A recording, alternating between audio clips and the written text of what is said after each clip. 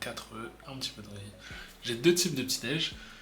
Soit je mange salé quand j'ai un petit peu plus de temps, quand j'ai pris un petit peu plus de temps ou alors quand je sais que je vais avoir assez faim pour la matinée. Soit je mange des muesli, muesli céréales, même si c'est pas la marque muesli, bref, si je dis les muesli, vous savez tous de quoi je parle. Donc, c'est mes deux types de petits-déj. Muesli, je les bois avec du lait. Le lait, c'est quelque chose que j'aime beaucoup. Donc voilà, voilà. Vous avez mes deux types de petits-déj, donc vous en avez vu un. Quand je mange salé, j'accompagne simplement avec de l'eau.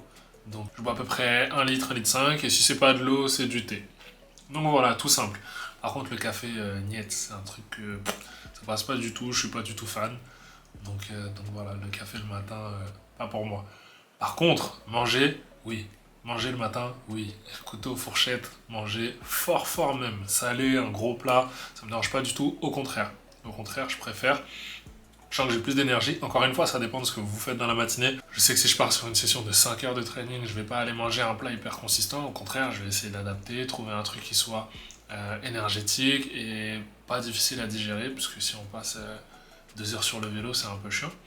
Donc voilà, vous avez mon petit déj de ce matin. Je vous souhaite une bonne journée. Bon entraînement.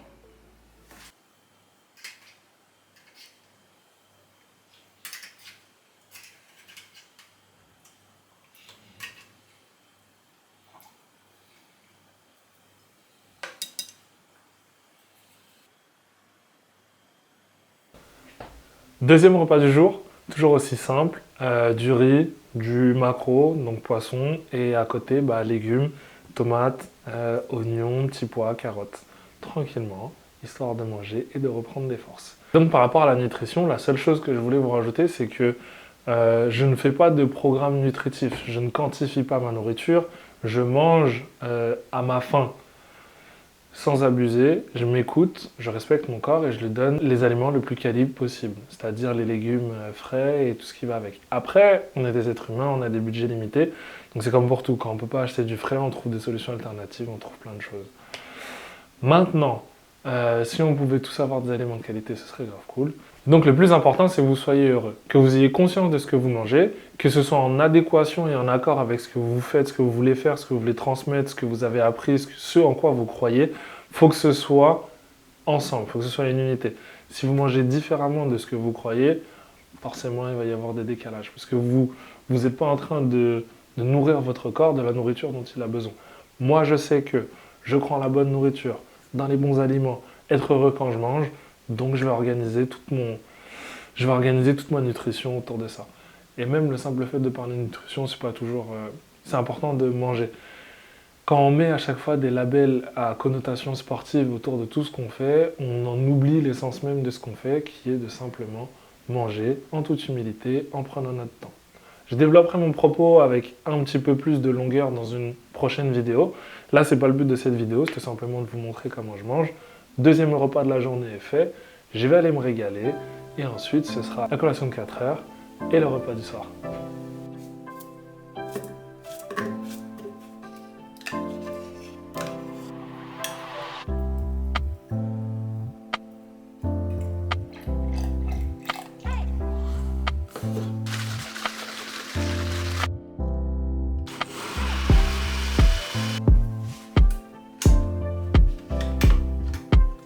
Je viens de vous faire mon smoothie de la collation de 4 heures, sachant que ce type de smoothie, des fois je les prends le matin, des fois je les prends en post-entraînement. C'est un peu mon smoothie de joker qui me donne pas mal d'énergie pour la fin de la journée, ou alors qui me fait récupérer quand je vois que j'ai un petit coup de barre. Pas d'arachide ou cacahuètes, là c'est simplement que j'avais pas de cacahuètes. Un yaourt à la grecque, une banane, si la banane est de petit gabarit, j'en mets plusieurs, et du lait pour finir. On mixe le tout. Et c'est parti. En termes de quantité, mon shaker il fait environ 700 ml. Maintenant, pour ce soir, je vais pas manger chez moi, je vais manger en famille. Ça va être de la betterave avec du maïs, du boulgour avec des carottes et du saumon. Et après, je vous montre ce qu'il en est de la réparation du vélo. Mon style de nourriture, c'est plutôt ça. J'essaie de varier, j'essaie d'avoir un équilibre entre tout. En tout cas, je mange de tout, pas de limite. La seule chose à laquelle je me limite, comme je vous l'ai dit, c'est tous les produits bizarres industriels, du style gâteau, chips. Si forcément, quand on est dans un petit apéro avec du monde, on va pas non plus faire la fine bouche, mais voilà. En général, dans mon alimentation de tous les jours, il n'y en a pas. Vous avez tout, je vous souhaite une bonne journée et on se voit pour la réparation du vélo.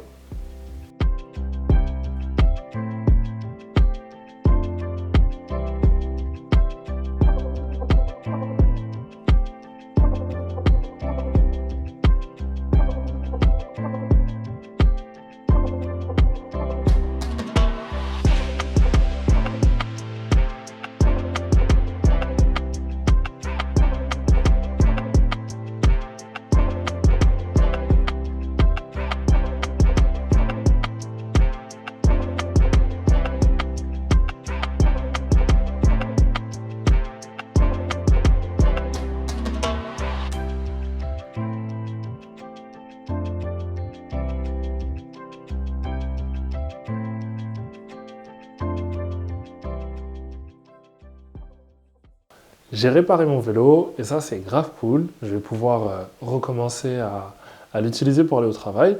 La réparation a été super simple, c'est fait en 2 parties. Je suis simplement allé acheter une nouvelle chaîne à Decathlon, plus un outil pour défaire les mailles.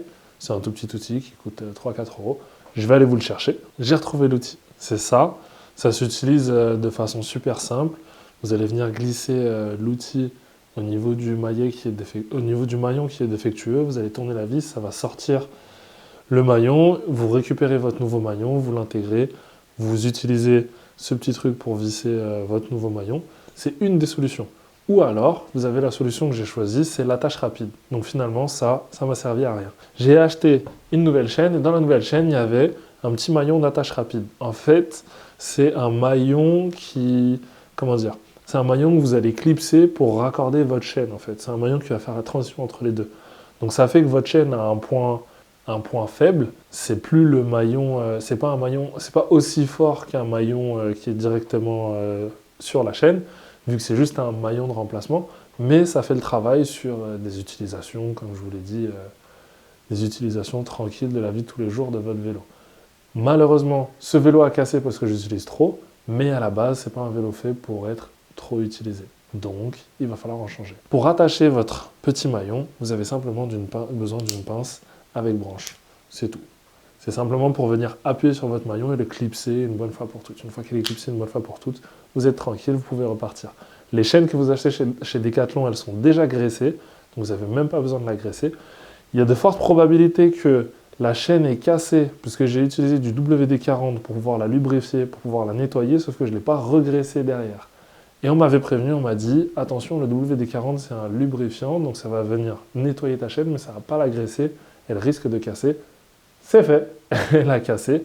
Forcément, si elle n'est pas graissée, une chaîne, ça fait beaucoup de contacts, beaucoup de friction, et au lieu de passer de façon fluide à travers tous les rouages de la transmission, forcément ça fait des points d'accroche, et à un moment, quand vous appuyez trop fort ou que vous avez une trop grande utilisation, ça peut casser.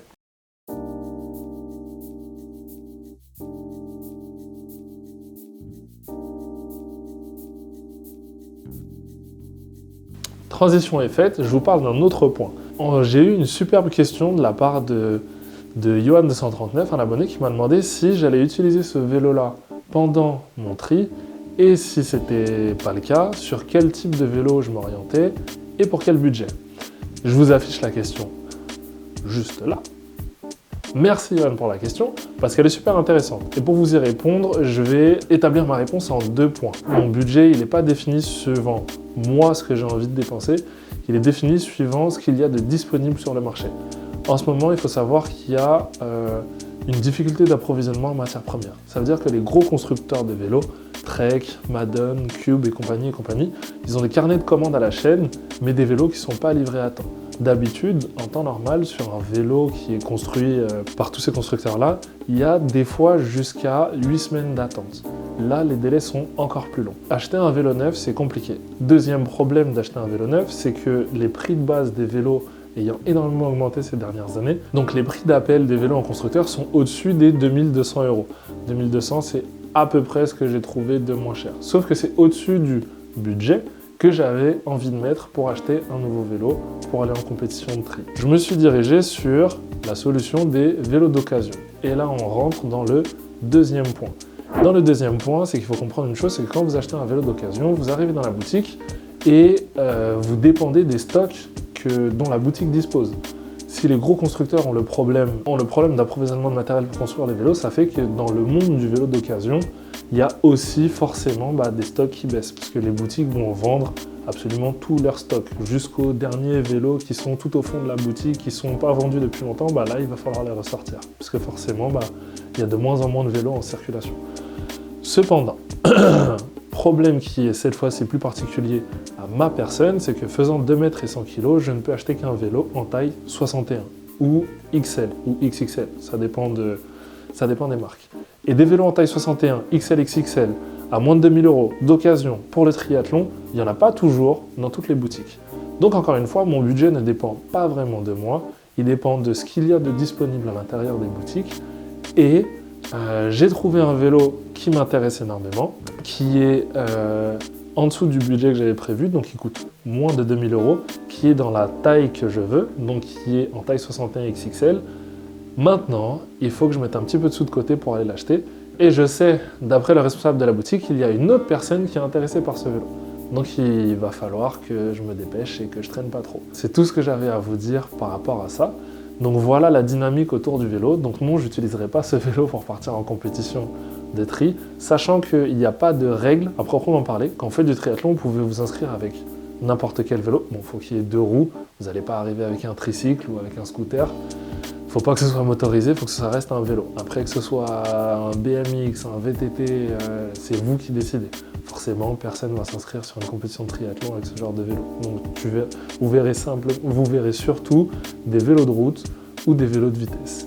Le vélo sur lequel j'ai lorgné et qui est dans mon budget, qui est à ma taille et qui est disponible en ce moment, remplit absolument tous ces critères. Et en plus, c'est un vélo de vitesse. Donc c'est pas juste un vélo de route. Je prends l'option de partir sur un vélo de vitesse parce que je sais que j'ai envie de m'inscrire dans une, comme je vous l'ai dit, c'est un voyage à long terme, dans une volonté de triathlon, mais sur le long terme. J'ai pas qu'un seul projet triathlon, j'ai pas que celui-ci, il y en aura d'autres. Donc autant partir sur quelque chose qui soit directement spécifique. Et à terme, pourquoi pas prendre un deuxième vélo qui soit un peu plus polyvalent, du style VTT ou alors un gravel. Vous avez toutes les réponses.